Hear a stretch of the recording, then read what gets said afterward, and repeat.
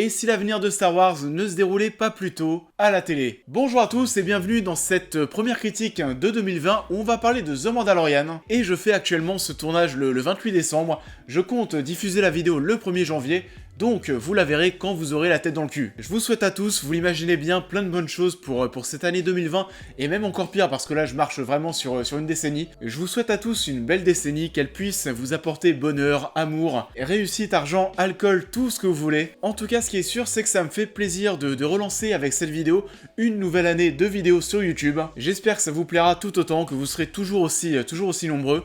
On commence à parler de The Mandalorian, qui était une série que j'avais pas prévu de regarder si tôt, j'avais prévu de la regarder au moment où Disney+ allait être disponible en France, et c'est même ce que j'avais dit sur Twitter. Au final, comme j'ai un pote qui avait téléchargé les épisodes, en plus de ça en bonne qualité, et bah je me suis laissé tenter, je vous fais donc ce retour déjà aujourd'hui. Je sais qu'il y en a déjà pas mal d'entre vous qui ont vu la série, ce sera néanmoins une partie, il n'y aura pas de partie spoiler et une partie non spoiler, ce sera une critique totalement sans spoiler, et de toute façon vous allez le comprendre, il n'y avait pas forcément besoin de revenir sur The Mandalorian avec une partie spoiler.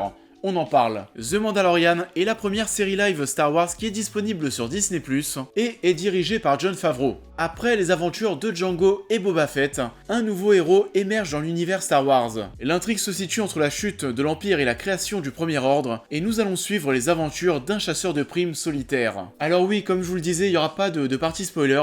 Comme vous l'avez déjà certainement entendu, il n'y en aura pas non plus forcément besoin, parce que The Mandalorian est une série composée de 8 épisodes, juste là, rien de choquant. Par contre, ces épisodes durent en moyenne 32-35 minutes, sauf le dernier qui fait 45 minutes, enfin voilà, c'est très court. Du coup, c'est vrai qu'en plus, vu que la série et les épisodes sont composés de pas mal de séquences d'action, ça laisse peu de place à des dialogues, à la mise en place d'une histoire, et c'est pour ça, vu qu'il n'y a pas vraiment d'histoire, qu'il n'y aura pas de partie spoiler. On va revenir déjà dans un premier temps sur la forme, sur ces épisodes de 30 minutes, ce qui est quand même quelque chose d'assez original pour une série, en tout cas avec ce budget. Généralement, pour ce type de série, on est plutôt sur du 50 minutes, voire même 1 heure. Donc là, 30 minutes, qu'est-ce que ça donne? C'est très bizarre. Déjà, dans un premier temps, parce que tu te rends compte que tu peux pas raconter énormément de choses en 30 minutes, comme je le disais, surtout quand t'as des grosses scènes d'action. Et par contre, c'est vrai que j'ai eu la chance de récupérer tous les épisodes d'un coup, donc de tous les mater d'une traite. Et ça aussi, ça va énormément changer votre expérience de spectateur, parce que pour ceux qui les ont regardés semaine après semaine, ou alors tous les 5 jours, parce que je crois qu'ils sortaient tous les 5 jours les épisodes, ou alors toutes les semaines, mais il y en a un qui est sorti un moment 5 jours après le précédent, enfin qu'importe. Et j'imagine bien que ça devait être assez frustrant de mater les épisodes semaine après semaine, parce que, à vrai dire, voilà, en 30 minutes, t'as pas l'impression d'avoir pris ta piqûre. Hein. C'est tellement rapide et il se passe peu de choses que t'as pas l'impression d'avoir pris ta petite dose de Star Wars hebdomadaire. Donc oui, ça devait être assez frustrant.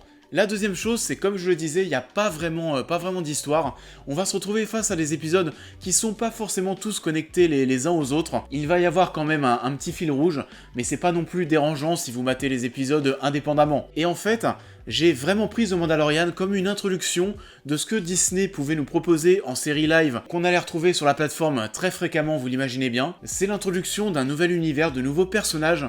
On va s'éloigner de tout ce qui se faisait au cinéma, donc les Jedi, les sabres laser, les Skywalker. Si vous êtes une personne comme moi et que vous aimez bien Star Wars, mais que voilà, vous en restez surtout au film, que vous n'avez pas non plus été creusé dans les livres, les comics, les animés, etc., ça sera vraiment quelque chose de nouveau, quelque chose de frais, quelque chose qui va étendre l'univers. Te rappeler encore une fois que c'est très vaste, qu'il y a beaucoup de choses à faire, et comme toute œuvre Star Wars qui sort aujourd'hui, et encore plus sous l'effigie de Disney, ça va diviser, et là encore ça divisera. Mais à vrai dire, je sais pas vous, je vois pas non plus des gens détester la série, je pense qu'il y a soit des gens qui vont adorer, soit à côté il y aura des gens qui vont s'en foutre, ce sera osef, mais à part ça je vois pas des gens non plus détester le truc. Hein. Les avis seront quasiment tous unanimes et du coup, l'intérêt de regarder les avis des uns et des autres, ça va être de savoir si personnellement j'ai senti que c'était osef, ou alors est-ce qu'au contraire j'ai bien aimé.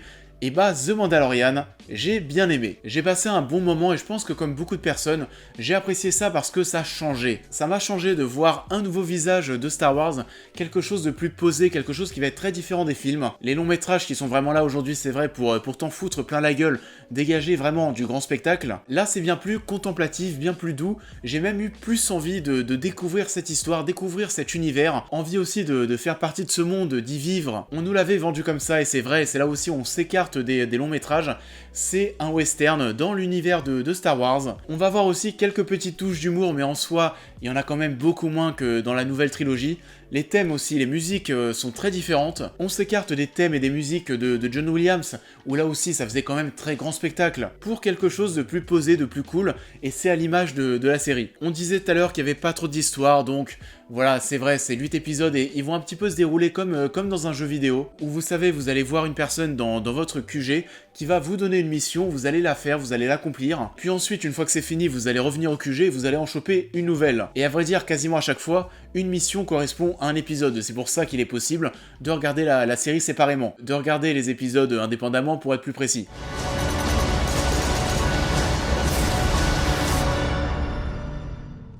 Yeah? Good. La série est portée par Mando ce Mandalorien. Disney s'en sort très bien parce qu'ils ont réussi à faire en sorte que tu t'attaches à lui, que tu t'attaches à ce personnage très mystérieux qui est toujours caché derrière son casque, qui a quasiment tout contre lui pour dégager des émotions, pour te faire ressentir des émotions, pour que tu puisses aussi t'attacher à lui. Et pourtant, t'y arrives quand même. T'en sais pas plus, tu sais même pas à quoi il ressemble, mais dès le premier épisode, t'as l'impression que c'est un bon gars, c'est un bon protecteur, et c'est là où je vous dis que Disney a quand même réussi son coup. Là où bien sûr ils en ont réussi un second, et vous savez où est-ce que je vais aller, on va bien sûr aller sur ce personnage qu'on a renommé sur les réseaux sociaux Baby Yoda, qui surfe bien sûr sur la mode du baby qui a été lancé pour Baby Groot, et comme on a vu à l'époque que ça permettait de donner un petit côté mignon au film, ou là en l'occurrence à la série, que ça va te permettre en plus de vendre des objets dérivés en masse. Je sais pas d'ailleurs, tiens, si vous avez regardé le dernier trailer de Sonic, il y aura aussi un bébé Sonic, donc au bout d'un moment ça se voit les gars, il y a bien sûr une énorme portée marketing et commerciale derrière tout ça.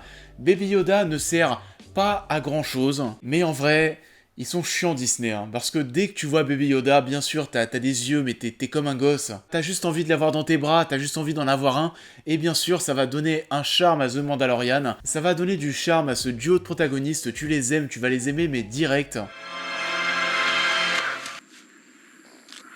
Et en plus de ça, Baby Yoda, on a parlé de la partie commerciale avec les ventes de peluches et de produits dérivés Baby Yoda qu'il va bien sûr y avoir. On a parlé aussi que d'un point de vue créatif, oui ça servait à pas grand chose, mais en tout cas d'un point de vue communication, la puissance que ça a, c'est absolument incroyable. Même les personnes qui ne regardent pas The Mandalorian, qui ne savaient peut-être même pas qu'une série live Star Wars allait débarquer sur Disney+ dans les mois qui arrivent, si elle traîne un petit peu sur les réseaux sociaux, si elle traîne un petit peu sur internet, vous avez forcément déjà vu la tête de Baby Yoda. Et en termes de communication, c'est incroyable. Et c'est dommage en tout cas, encore aujourd'hui, que d'un point de vue créatif, ça apporte pas énormément de choses, même si je crois que c'est dans l'épisode 7. Il nous avait dit que dans l'épisode 7, qui est sorti quelques jours avant Star Wars 9 au cinéma, qu'on allait découvrir un nouveau pouvoir de la Force. On parle du transfert d'énergie et cette capacité à faire guérir ou revivre quelqu'un qu'on n'avait jamais vu dans les Star Wars canon au cinéma. Donc forcément, quand ça arrivait de Star Wars 9, ça vient totalement de nulle part. Si c'est pas expliqué dans les 8 films précédents, l'épisode 7 de The Mandalorian ne peut pas servir comme justificatif à ce pouvoir qui sort de nulle part dans l'épisode 9 de Star Wars. Là, pour le coup, comme on te présente de nouveaux personnages, un nouvel univers, c'est pas choquant. Ça a été aussi plutôt bien géré, je pense que vous l'avez remarqué, mais il y a pas mal de réalisateurs qui ont travaillé sur la série, qui ont réalisé leur petit épisode. On va retrouver en plus des noms qu'on connaît très bien, donc Taika Waititi qui avait réalisé Thor 3, qui s'occupe du dernier épisode de The Mandalorian. On a aussi, alors là j'étais très surpris, je sais pas d'où ça sort, Bryce Dallas Howard qui réalise l'épisode 4 ou 5 il me semble. Si vous savez d'où ça sort, si vous savez ce qu'elle fout là, et bah n'hésitez pas à me le dire en commentaire parce que pour le coup j'ai même fait un retour en arrière, j'étais très choqué. Et là où je vous disais que c'était plutôt bien géré de la part de Jon Favreau, on ressent pas non plus cette différence de réalisation entre les épisodes. Il y en a oui qui en termes de qualité, en termes d'histoire sont un peu plus intéressants que les autres. Les scènes d'action sont quasiment égales. Ça aussi je suis pas revenu dessus, il y a pas mal de scènes d'action comme je vous le disais.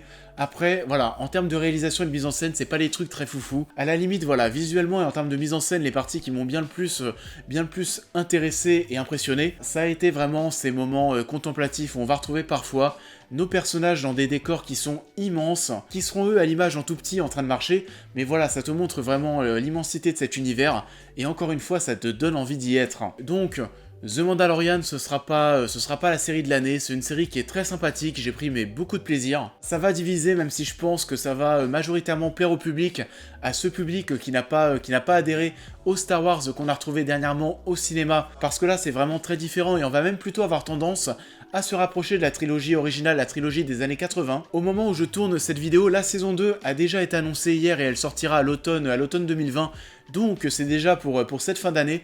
C'est un laps de temps qui me fait un petit peu flipper parce que je trouve ça assez court. J'ai un peu peur en gros qu'on se retrouve pour cette deuxième saison avec quelque chose de similaire, avec une histoire qui va sembler assez creuse, même si voilà, il y a des beaux visuels, il y a une belle ambiance qu'on aime bien, et même si j'ai passé un bon moment devant The Mandalorian saison 1, j'avoue que la saison 2, je l'attends pas non plus des masses. Je pense que si ça continue à être aussi creux au niveau de son histoire, au niveau de son scénario, ça peut s'essouffler très rapidement, et ce côté surprise qu'on a senti dans cette première saison et qui nous a plu, on devrait pas le retrouver dans la saison 2, et je pense que ça sera assez dangereux et que beaucoup de personnes pourraient quitter le bateau. C'est pourquoi oui, j'aurais préféré qu'ils prennent le temps, voire même une année de plus, pour créer quelque chose de plus gros autour de cet univers qui a très bien été introduit. Ça sera pas le cas, et donc, comme je vous le disais, ça fait un peu peur.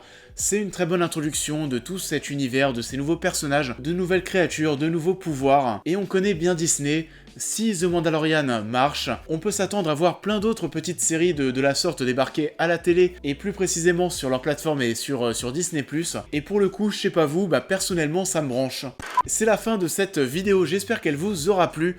La première critique de 2020. Je vous invite comme d'habitude à la liker, à la partager, à me suivre sur tous les réseaux sociaux, à vous abonner, à aider la chaîne à se développer sur Tipeee et Utip. Et comme je tourne cette vidéo avant de prendre mon avion pour partir à Kiev demain, j'avoue que ça va me faire du bien de me reposer un petit peu. J'espère en attendant que vous avez tous passé un bon réveillon, que vous avez bien fêté ça, que ça va vous faire du bien de débuter cette année avec mon visage et avec cette vidéo. Je vous souhaite donc à tous un bon repos, encore une fois une bonne année. On se retrouve bientôt pour plein d'autres vidéos, donc je vous dis à très vite.